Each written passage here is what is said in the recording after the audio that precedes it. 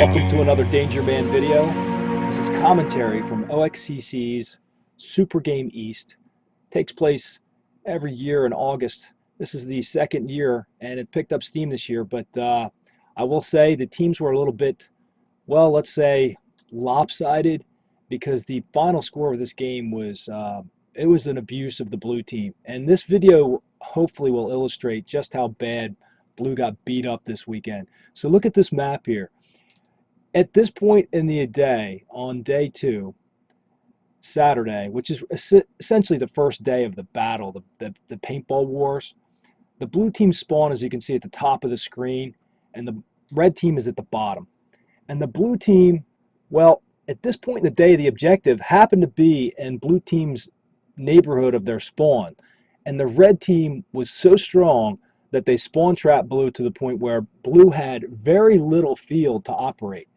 Now, just inside that wood line, if you look at the word trench, that's essentially where the objective was that red needed to take. So, well, they took it. Inevitably, that meant that blue had a hard time even getting on the field because they couldn't punch through, they couldn't take the objective, they couldn't do anything. So what's that mean? Well, let me show you. This is how much space blue was able to occupy in an effort to get on the field. Now, did you catch that there? That's the top right corner of the map. That's all that blue is occupied on the field. Let's make it easier for you. Let's show you what red owns. As you can see, red owns the entire field. Now, where is red actually on the field? Red is actually here. So as you can see, red has blue cornered. And I'm going to show you in this video just how hard it was to fight for just 8 foot of ground when you're playing on the blue team. Is this a complaint? Not really. It's paintball. It's what you got to deal with. It wasn't any fun at the time. It was more of a challenge than it was worth.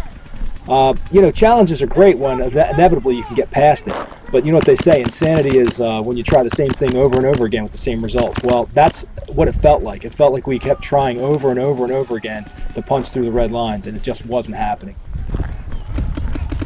Now, if you know me and my commentaries, I like to analyze things for the sake of analyzing them. It's not a matter of complaining or bitching, mind you. It's just a matter of trying to understand why things do what they do. We can crawl these trenches up there and get up on them.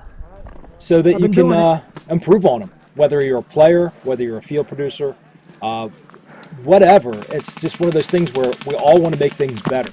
And I want to make you a better player by watching what I do and learning from, hey, my mistakes and, of course, my successes. Oh, you bounced one in my face. So here I am with a couple players. I'm actually rolling with Cap Ronan here. I've got to know him a little better over the past year, I'd say, in game. And wanted to kind of like showcase he and I in game because I got to know him a little better. So I try to roll with him, but ultimately, you know how it works when you're in the field. You kind of do your thing. You find something you want to go after, you go after it. So here's what's happening.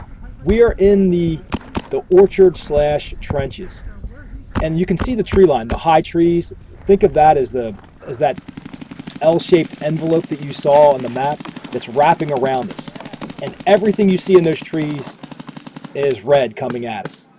And they've made it into this trench yard and this orchard to the point where we are, like I said, boxed into a corner where we're spawn trapped practically. And these trenches are the blue team's only opportunity to advance. And many of the blue members just don't want to get into a trench and try to crawl forward. So I'm thinking, okay, I'm gonna do it. I just need to get close enough to a trench that serves me well. So I'm gonna bounce out to that, I think the pipe there, or I might just run straight for the trenches. I'm going from memory here. This is the first time I've watched the videos since I played. And if I remember correctly, I probably was in a forward position as close as you could get to shooting in on the objective where the pinwheel was on a small shack where all of the red were fortifying that position. You know, when you have a building, you throw 5, 6 guys in there. One gets shot out, you can fill. It's almost impossible to take that out unless you've got like a law rocket. I don't believe those were in the game on SuperGame because I never saw one of them come into play. So here we go. I'm trying to bounce around. I believe that's Cap right there. He's working his way down the trench. So he's on the tape line trench. And I'm going to actually go into, you see that trench that I'm looking at forward there to the left of Cap? I'm going to go after an interior trench line. And I experienced some success in there, but it is real hot because there's players to my right, there's players to my forward position, players to my left, left side. I mean, they're just almost all the way around me. And I'm just trying to decide, where do I want to go? You can see the paint flying towards Cap from that open space there. You can see our left side line, that's closer to our spawn. And this was just basically me trying to find somebody to take my frustration out on off this box, because it really wasn't going to do much. And ultimately, I kind of found that out. They're shooting from the hut. Shooting from the hut. I finally reached the point where I thought to myself, this is a complete and utter waste of time, even trying to work through the trenches. But I had to try it first to find out. So in later videos and subsequent videos, you're going to find us trying to actually run right down the tape line and punch our way through. But for now, let's show you some limited success in the trench. There's Cap going to respawn. And here's the thing. The reason we could play more aggressive, or wanted to play more aggressive at this point in these trenches, was because our spawn was 30 feet back. You get shot at, you go come right back at them. I think one of the things that would have made this a little easier for Blue to get back on the field is if Red did have the long walk when they were shot out.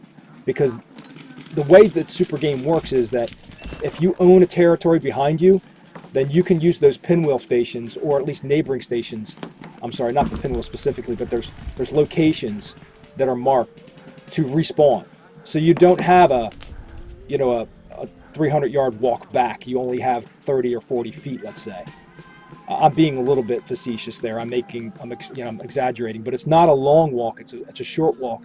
So it's one of those things where if you've pushed somebody back into spawn and they shoot you out, you're going to refortify your own lines so quickly that they can't fight back. So Cover fire. With that, I would like Cover to see fire. Some sort of adjustment to SuperGame or any scenario in that matter, so that teams, when they gain ground, it's not ultimately a kingpin position. It's an advantage, but not a kingpin position. Because once you get that overwhelming force, there's no momentum the other team can build to get over you. So here you can see I fought up to a lane where I can see some people, but they're just out of range, and those leaves are in the way of my lane for me to long ball them. I can't put a, if I try to arc it a little bit and get in on them, it hits the leaves. So although you can see that I could see those opponents, I couldn't really hit them because it wasn't going to reach them within effective range. By the way, we're working on an effective range video we shot already, but it's been taking some time to edit.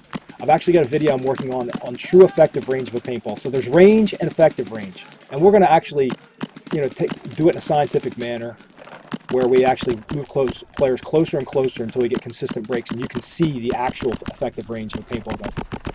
And that's at 280 feet per second, not 300. So again, these leaves are a real pain in the ass because you can't long ball. So all right, now I'm in the trench. The one question you may ask yourself is, why bother? Why bother getting into a trench and moving up? It's all about putting myself in effective range. As a brawler, I am always aiming to put myself into effective range. Not just range, but effective range. So that when I see somebody and I put a paintball on them, I know it's going to break. I just don't want to dick around with the long ball if I don't have to. You take the long ball shots because you need to, not because you want to. So I'm going to move up here as best I can. I'm going to find out real quickly. And this is one of the advantages of being a home field player. You kind of know the angles. You know where players are. I'm looking towards the tape line where the red team is now. They're not quite to my right, but they're more of a angled past that embedded picnic table wall. So beyond that wall's doing me a favor, blocking them out. And I'm seeing quickly that to my front where that fork is, there's a lane in on me. So I'm not going to go up in there. I'd like to, but they got a lane in on me. They'll see me. In fact, they see me. I think they do see me, and they start dropping paint over my head. Now here's something for you. Would you like to win a dye I-5 weight gold mask? Well, as we get deeper into this video, I'm going to tell you exactly how you can win it. And it's not going to take long for you to win it. So stay with me here. What happens here is I end up shooting to the left there as best I can on a few players that are available. And I find out later from Cap that I did get a couple, kills that I was blind shooting in. And it's not blind shooting is not blind firing. If you don't know, watch one of my videos on blind shooting and blind firing. In short, blind firing means you don't see what you're shooting at. Blind shooting means you know something's there and you're shooting over an object, dropping paint in on them. So that's what I do right here, and apparently I got a couple. I found out later, but didn't get the I didn't get the satisfaction at the time of knowing I hit them. In any event, I did enjoy crawling up here and trying to get into a hot spot, but it just it didn't accomplish anything. I mean, I'm in the middle of the field. I'm not going to punch through. I mean, I was just hoping to find some sort of weakness that I could exploit. In subsequent videos, you'll find out we did try to find a weakness, and we did go after it. You'll have to stick around for those. So now I'm shooting up that lane that I spoke of, and I'm kind of tipping off my position here. You can hear the die rotor, that's the R2, alerting me that I'm low on paint again. And I'm also trying to shoot up at my intended goal, which was the interior of the field where I could do some damage. And honestly, it didn't come together here. I wanted it to. I tried desperately to find some sort of exposed player from moving forward in these trenches, and the further I moved, the more I found myself in multiple crossfire situations if I popped up. So ultimately I start to back out. You'll see that occur here in a minute. So while that's playing out, let me share with you, hey, if you like what I do, please leave me a like, a comment, and a share. It helps the channel immensely. It's very important, and it's not much effort for you. It's no sweat off your nose, I'm sure. If you really actually do like the videos, because I know not all these videos are like super exciting, but they're really, they're fun to reflect on the game. If you really get something out of them, then absolutely, you got to share. All right, so it's a like, comment, share. You got to do that stuff. All right, do your part. I do mine. In the meantime, you should also know that I did bring my Paintball Professionalism Award to SuperGame this year, and that was a big success. A player by the name of Dave goes under the moniker of Dallas. Plays in the Legion team. He won that, and he won it for a couple of reasons. One, he was ethical. I mean, he called himself out on hits. He wasn't loud. He wasn't obnoxious. And I actually don't mind people being loud and obnoxious. I don't like it when they're mean. But he played the game the way it was meant to be as well. He was very intensely aggressive. Him and his teammates. But he stood out, running hard, making bold moves. He did a couple shadow walks that were 50-foot runs that I really liked. If you're not familiar with a shadow walk, look that up on my channel or just search Paintball Shadow Walk, DangerMan. My beginners playlist actually has it on there. It's a really unique move that most people are not aware of. He didn't even know he was doing it, and then we talked about it later when we got back to staging. So, those are the types of things that you can do to win this award, and I'm bringing it with me to Living Dead, which is my next event, and I'm here every year at SuperGame in August. I'm at Living Dead every year in September, and that's in Pemberton, New Jersey's On Target Paintball, and I'm going to bring that award with me there. So if you want to win a die I-5 white gold, come on out. There's a beautiful plaque that I award at the end of the event, so you get a little stage time and recognition as being a great player, and you get the award, you get the take home. That's close to $200 value, and that's from the best in the business. That's from Die, a wonderful sponsor of mine that if you know me, I've worked for years to get close to them, and I'm proud to say that hard work pays off, folks, and it can for you too. And anything you put your mind towards. I have a philosophy: the mind moves towards what it sees, and if you never quit, you get there. So take that into consideration for anything you do in life. I didn't mean to get too philosophical here, but we have a little dead space and thought I'd share with you something worthwhile. So here it is. I'm going to shoot up into this open space where I finally reached the point where I can see something, but I don't see enough. And in doing this here, I really regret this shot here because it tips off that I'm in this gully finally. And in doing so, I realized, you know what, screw it. I'm going to pop up and see if I can see anything real quick, take a couple shots, and get back down. So you're going to see that occur here next, I believe. I'm getting down real low because they're throwing paint over my head from somewhere, I believe. And I think Cap, in a couple seconds here, there's the tip-off shots. So the next is going to be, do I pop up? Let's see, do I pop up? Yep, I do. Get back down and back away. So with all that said, I really hope that you draw something from these videos. I mean, there's a couple things I always hope to accomplish with putting a video up, and that is you can take away something you learn from the game, and it has some entertainment value. When they get a little slow like this, I get a little hesitant to even putting the videos up. I shoot so much video, but there's things that I feel like, what can people learn from that? What entertainment value does it have? So I don't put them up. In this case, I'm stretching it a little bit because I wanted people to see some of the stuff that I participated in SuperGame. But blue team just got ran over, so there's so little to showcase. I'm going to put some videos up next that are of actual other players playing, where I could follow people around and knew where the action was. So you're going to see, sadly, better and better action as these videos are put up on the channel from other players, Anybody because I'm me? able to track them as opposed to hoping somebody can track me. Standing up? And I just couldn't find my way into anything exciting for myself other than, bloody nose fights, just brawling. What's he doing? What's he doing? Trading spaces on the front lines is no fun for me. I want something I want to take an objective. I want to punch through a line. I want a surprise attack. I mean, you know how it works. We all want that. Couldn't find many of that type of opportunities going on when you're on the blue team. I'm sure it may on the red team. In fact, I've got a video of the red team flanking Wolf. You'll see that one soon. Bummer for him because he was holding off 15 guys. All right, well, listen, as we get to the end here, this is where I get hit. I think I asked for a paint check here. Paint check, paint check, yep. Paint check. Somebody check me. On the chest here.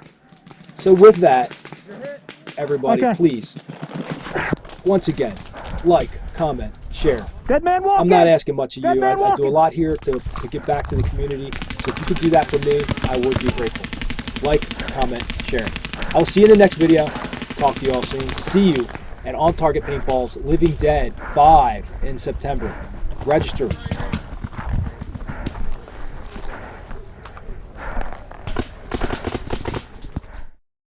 It's too much for any man.